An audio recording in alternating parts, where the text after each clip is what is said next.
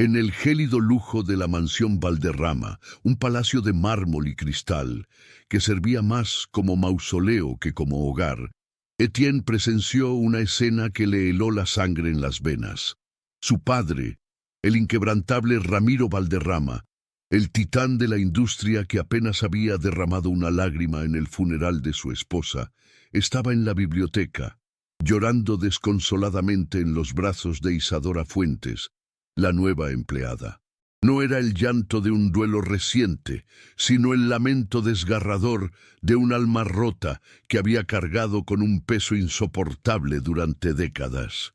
Para Etienne, que había idealizado el matrimonio perfecto de sus padres, ver a su padre buscar consuelo en una extraña destrozó los cimientos de su mundo. Aquella imagen de vulnerabilidad y secreto se clavó en su mente como una daga. Todo lo que creía saber sobre su familia, sobre el amor, el dolor y la lealtad, se desvaneció en un instante.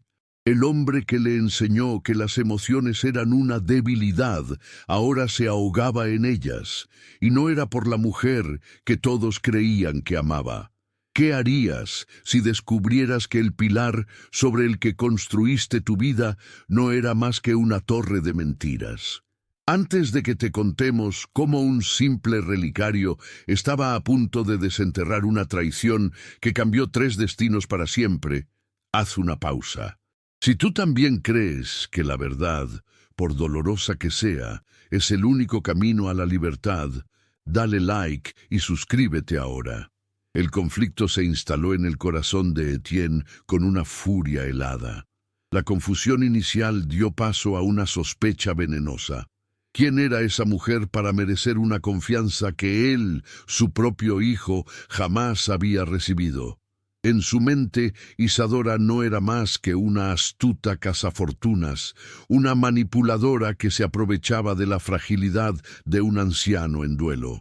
Decidió que la desenmascararía, que protegería el legado de su madre, Alesia, y la memoria de su matrimonio perfecto a cualquier costo. Lo que Etienne no sabía era que al intentar destruir a Isadora, estaba en realidad a punto de desenterrar una verdad que no solo lo liberaría, sino que también redefiniría el significado del verdadero amor. Movido por una furia helada y un dolor que no sabía cómo nombrar, Etienne acorraló a Isadora en la inmensa biblioteca, el mismo lugar donde había visto a su padre derrumbarse. Su voz era un látigo de acero. ¿Qué clase de juego estás jugando? ¿Cuánto te paga mi padre por fingir que te importa? Espetó. Sus ojos azules, normalmente calculadores, ahora ardían con una acusación salvaje. Esperaba que ella se encogiera, que llorara o que negara torpemente, como lo haría cualquier culpable. Pero Isadora lo miró directamente, con una calma que lo desarmó. En sus ojos no había miedo, sino una tristeza profunda, una compasión que él no merecía y que por alguna razón lo enfureció aún más. Ella no dijo nada, simplemente negó lentamente con la cabeza, como si sus palabras fueran inútiles contra un muro de prejuicios. En lugar de defenderse, Isadora metió la mano en el bolsillo de su humilde uniforme y sacó un pequeño relicario de plata, opaco por el paso de los años.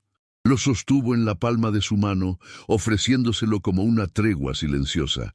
Etienne lo miró con desdén, hasta que ella lo abrió con un suave clic. Dentro, 2 diminutos retratos descansaban uno al lado del otro. En uno, una mujer joven de sonrisa radiante, una versión casi idéntica a Isadora. En el otro, un hombre que le robó el aliento.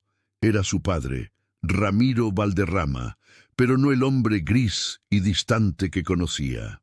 Era un Ramiro joven, vibrante, con una mirada de amor tan puro y absoluto que Etienne sintió una punzada de celos y confusión. Aquella imagen no encajaba en la historia que se había contado toda su vida. Mientras la tensión crecía en la biblioteca, en el otro extremo del pasillo, Julián Montenegro observaba desde las sombras. Había visto a su sobrino seguir a la empleada y una sonrisa venenosa se dibujó en su rostro. Para él, la curiosidad de Etienne era una amenaza directa a la fortaleza de mentiras que había construido durante más de 30 años. Sacó su teléfono y marcó un número. «Necesito que aceleres el plan», susurró con urgencia. «Investiga cada detalle de la vida de Isadora Fuentes. Encuentra algo, lo que sea. Vamos a enterrarla en un escándalo del que no pueda salir. Etienne no puede saber la verdad. No ahora, no nunca». Colgó la llamada, sintiendo el frío control regresar a sus venas. No iba a permitir que una simple cuidadora destruyera su imperio. De vuelta en la biblioteca, el silencio era denso y pesado. Etienne apartó la vista del relicario, sintiendo que el suelo se abría bajo sus pies. Su agresión se había disuelto, dejando solo un vacío desconcertante. Su voz, ahora despojada de su arrogancia, era apenas un murmullo. «¿Quién es ella?», preguntó, señalando la foto de la mujer. Isadora finalmente habló, su tono suave pero firme. «Es mi madre, Isabel». «Y ese hombre», dijo, señalando a Ramiro, «es el amor de su vida». Al ver la genuina confusión en los ojos de Etienne, Isadora sintió una chispa de esperanza. Quizás él no era el enemigo. «Tu padre ha sufrido en silencio durante demasiado tiempo. Si de verdad quieres proteger su legado, ayúdame a descubrir por qué. Juntos podemos darle la paz que nunca tuvo». La propuesta de Isadora quedó suspendida en el aire, una frágil rama de olivo en medio de un campo de batalla. Pero la guerra ya había sido declarada por Julián Montenegro. A la mañana siguiente, el Imperio Valderrama amaneció bajo asedio, no de sus competidores, sino de la prensa sensacionalista. En la pantalla de su tableta, Etienne leyó los titulares venenosos. «La astuta cuidadora que sedujo a un patriarca vulnerable». Las noticias estaban llenas de mentiras fabricadas, insinuaciones sobre el pasado de Isadora y fotografías suyas sacadas de contexto, pintándola como una depredadora sin escrúpulos. Etienne sintió una oleada de furia helada. No era una investigación periodística, era un asesinato de reputación, orquestado con una precisión quirúrgica que solo podía provenir de alguien de dentro. Alguien como su tío. Encontró a Isadora en su modesta habitación con una pequeña maleta abierta sobre la cama. Sus ojos estaban enrojecidos, pero no derramaba una sola lágrima. Su dolor era una fortaleza silenciosa. «Me voy, señor Valderrama», dijo con la voz quebrada, sin atreverse a mirarlo. «No puedo permitir que mi presencia manche el nombre de su familia ni el de su padre». Estaba dispuesta a sacrificarse, a desaparecer para protegerlos del escándalo. Pero Etienne, en un gesto que sorprendió a ambos, se acercó y cerró la maleta con una mano firme. «Tú no vas a ninguna parte», declaró, su voz resonando con una autoridad que no dejaba lugar a dudas. «Esto no es tu culpa, es de él, y no voy a dejar que gane». La alianza entre ellos se selló en ese instante, forjada en la injusticia y la determinación. Decidieron contraatacar, no en público, sino buscando la verdad en privado. Pasaron horas en el desván, revisando cajas polvorientas llenas de recuerdos que la mansión había intentado olvidar. Fue entonces cuando encontraron un viejo álbum de fotos de Alesia. Entre las imágenes de fiestas opulentas y sonrisas forzadas, una foto suelta cayó al suelo. No era de Alesia. Eran Ramiro e Isabel riendo bajo un árbol de mangos con una complicidad tan radiante que dolía mirarla. Y en el fondo, apenas visible, estaba un jardinero joven observándolos con una mirada de afecto. Etienne lo reconoció al instante. «Elías», susurró. «Trabajó aquí durante 40 años. Mi tío lo despidió justo después del funeral de mi madre». Una nueva luz se encendió en la oscuridad.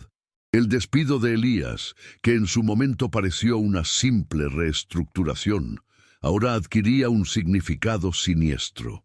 ¿Qué sabía ese hombre?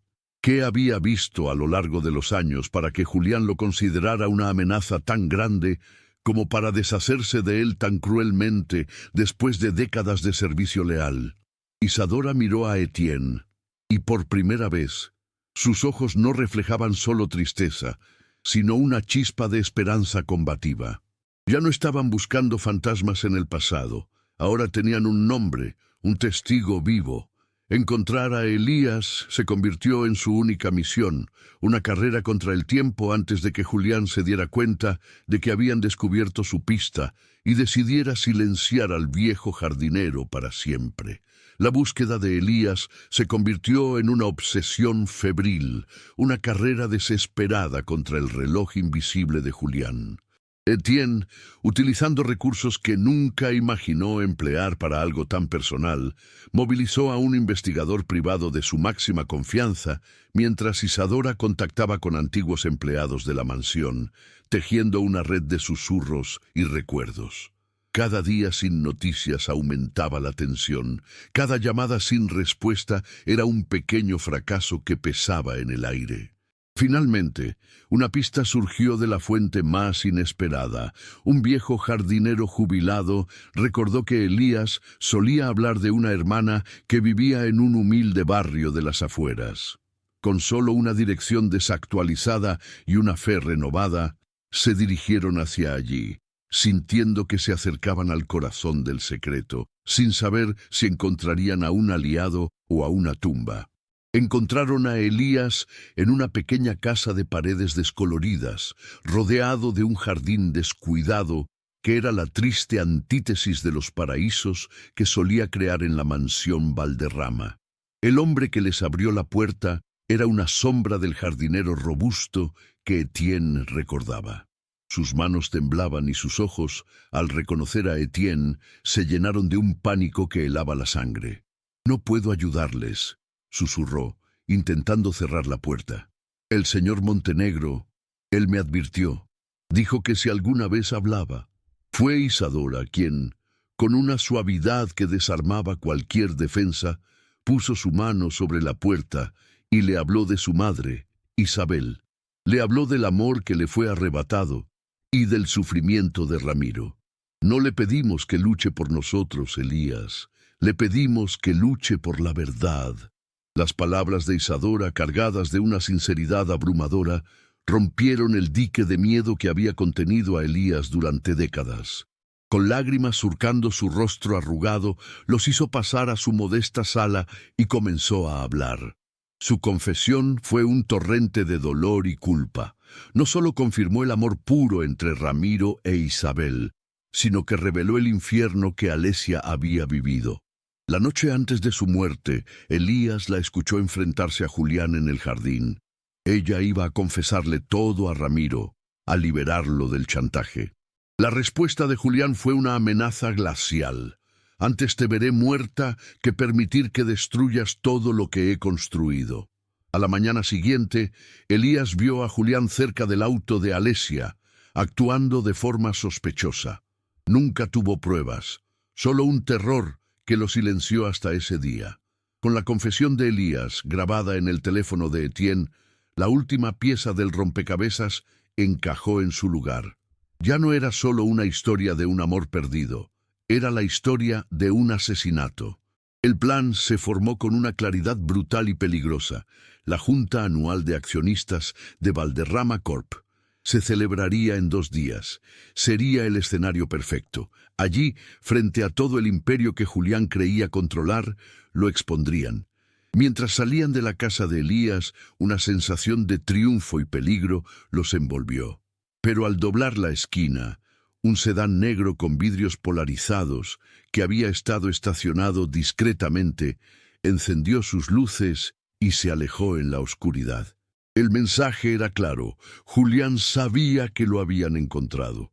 La cacería había terminado. Ahora la guerra estaba a punto de comenzar. El día de la Junta Anual, el Salón de Conferencias de Valderrama Corp. Era un santuario de poder y frialdad, un reflejo del imperio que Julián Montenegro creía tener bajo su absoluto control. Con una sonrisa de suficiencia, proyectaba gráficos de crecimiento mientras los accionistas asentían, cautivados por su retórica de éxito. Fue entonces cuando Etienne se puso de pie, su movimiento cortando el aire como una cuchilla. No hizo una pregunta de negocios.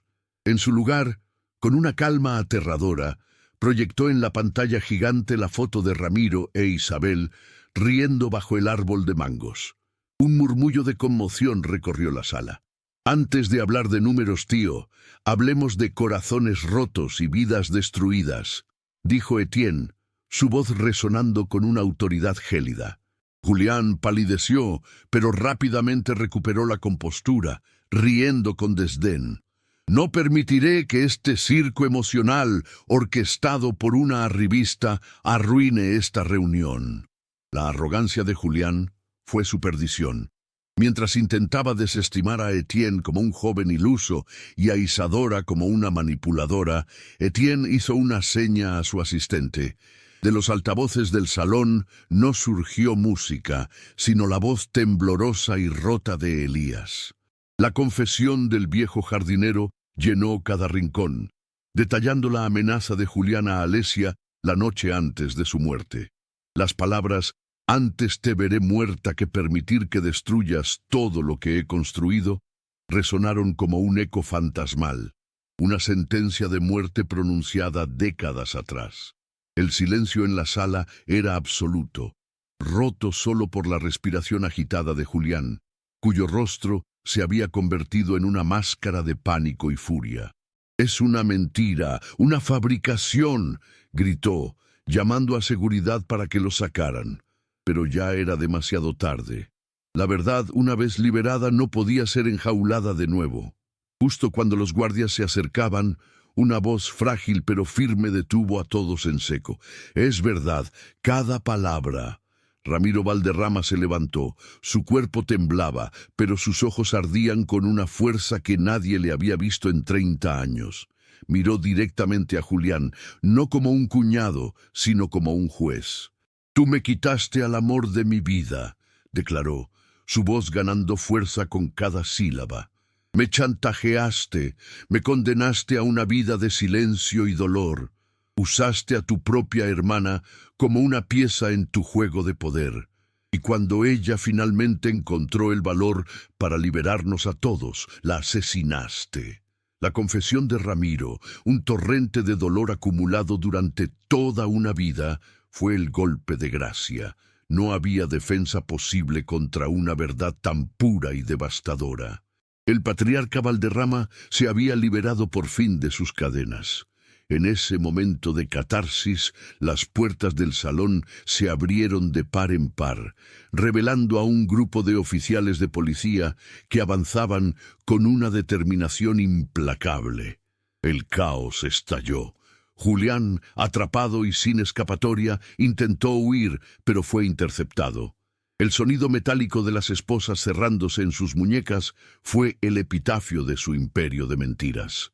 Frente a los ojos de todo su mundo, el hombre que lo había construido todo sobre la ruina de otros fue escoltado como un criminal común. Etienne se acercó a su padre, abrazándolo mientras el hombre mayor se derrumbaba en sollozos de liberación. A poca distancia, Isadora observaba la escena. Las lágrimas rodando por sus mejillas no eran de tristeza, sino de justicia. El pasado finalmente había sido sanado, y sobre las cenizas de un legado de engaños, una nueva historia de amor y verdad estaba a punto de comenzar. La caída de Julián Montenegro fue tan espectacular como su ascenso. Las noticias de su arresto en plena junta de accionistas sacudieron los cimientos del mundo empresarial, revelando la podredumbre que se escondía bajo la fachada dorada de Valderrama Corp. Con las pruebas presentadas por Etienne, incluyendo la confesión de Elías y el testimonio de Ramiro, el juicio fue rápido y contundente. Julián fue condenado no solo por el asesinato de su hermana, Alesia, sino también por décadas de fraude y manipulación. La justicia, aunque tardía, fue implacable, y su nombre fue borrado de la historia de la compañía que tanto se había esforzado por controlar, convirtiéndose en una advertencia sobre cómo la ambición desmedida siempre termina consumiéndose a sí misma en las llamas de sus propias mentiras. Con el fantasma de Julián finalmente exorcizado, la mansión Valderrama comenzó a respirar de nuevo. Etienne, liberado del peso de un legado que no era suyo, renunció a la presidencia de la empresa.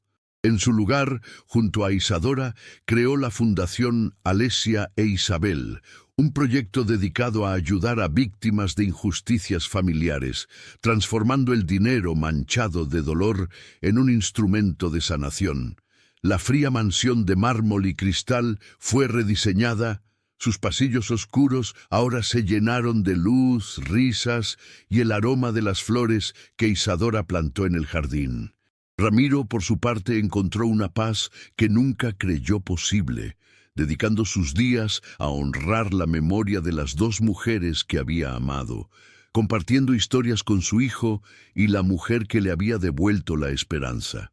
2 años después, el jardín de la mansión era un paraíso floreciente. Etienne e Isadora, ahora casados, observaban desde la terraza mientras Ramiro, con una sonrisa serena que le había borrado las arrugas de dolor, jugaba con su pequeño nieto, un niño de ojos vivaces que llevaba el nombre de Elías en honor al hombre valiente que ayudó a desenterrar la verdad. La escena era un cuadro de felicidad pura y redentora. Habían construido una nueva familia, no sobre los cimientos de la sangre o la obligación, sino sobre los pilares inquebrantables del amor, el perdón y la honestidad. La risa del niño se mezclaba con el canto de los pájaros, una sinfonía de un futuro brillante que había nacido de las cenizas de un pasado doloroso. Porque al final descubrieron que la mayor de las fortunas no reside en las bóvedas de un banco ni en los títulos de propiedad, sino en el coraje de enfrentar la verdad, por más dolorosa que sea. Aprendieron que el amor verdadero no es el que se exhibe en retratos perfectos, sino el que sobrevive a las tormentas, el que lucha en la oscuridad y el que tiene la fuerza para perdonar y empezar de nuevo. Su historia se convirtió en un faro de esperanza, un testimonio de que incluso las mentiras más profundas pueden ser desenterradas y que un corazón roto, con el tiempo y el cuidado adecuados, puede volver a florecer más fuerte y más hermoso que antes. El verdadero legado de los Valderrama no sería de poder, sino de redención. La jornada de ellos prueba que el amor, forjado en el dolor y la verdad, es la fuerza más poderosa del universo. Si esta historia de redención tocó tu alma, compártela para que más personas crean en lo imposible. Y suscríbete para más relatos donde el bien siempre triunfa, no importa cuán oscura sea la noche. Juntos vamos a celebrar las revueltas que solo el destino puede crear. La caída de Julián Montenegro fue tan espectacular como su ascenso. Las noticias de su arresto en plena junta de accionistas sacudieron los cimientos del mundo empresarial, revelando la podredumbre que se escondía bajo la fachada dorada de Valderrama Corp. Con las pruebas presentadas por Etienne, incluyendo la confesión grabada de Elías y el testimonio desgarrador de Ramiro, el juicio fue rápido y contundente. Julián fue condenado no solo por el asesinato de su hermana, Alesia, sino también por décadas de fraude y manipulación. La justicia, aunque tardía, fue implacable, y su nombre fue borrado de la historia de la compañía que tanto se había esforzado por controlar, convirtiéndose en una advertencia sobre cómo la ambición desmedida siempre termina consumiéndose a sí misma. Con el fantasma de Julián finalmente exorcizado, la mansión Valderrama comenzó a respirar de nuevo. Etienne, liberado del peso de un legado que no era suyo, renunció a la presidencia de la empresa, un trono de oro que solo le había traído soledad. En su lugar, junto a Isadora, creó la Fundación Alesia e Isabel, un proyecto dedicado a ayudar a víctimas de injusticias familiares, transformando el dinero manchado de dolor en un instrumento de sanación. La fría mansión de mármol y cristal fue rediseñada. Sus pasillos oscuros ahora se llenaron de luz, risas y el aroma de las flores que Isadora plantó en el jardín. Ramiro, por su parte, encontró una paz que nunca creyó posible, dedicando sus días a honrar las memorias de su pasado. 2 años después, el jardín de la mansión era un paraíso floreciente, un símbolo viviente de su renacimiento. Etienne e Isadora, ahora felizmente casados, observaban desde la terraza mientras Ramiro, con una sonrisa serena que le había borrado las arrugas del dolor, jugaba con su pequeño nieto, un niño de ojos vivaces que llevaba el nombre de Elías, en honor al hombre valiente que ayudó a desenterrar la verdad. La escena era un cuadro de felicidad pura y redentora. Habían construido una nueva familia, no sobre los cimientos de la sangre o la obligación, sino sobre los pilares inquebrantables del amor, el perdón y la honestidad. La risa del niño se mezclaba con el canto de los pájaros, una sinfonía de un futuro brillante, porque al final descubrieron que la mayor de las fortunas no reside en las bóvedas de un banco ni en los títulos de propiedad, sino en el coraje de enfrentar la verdad, por más dolorosa que sea.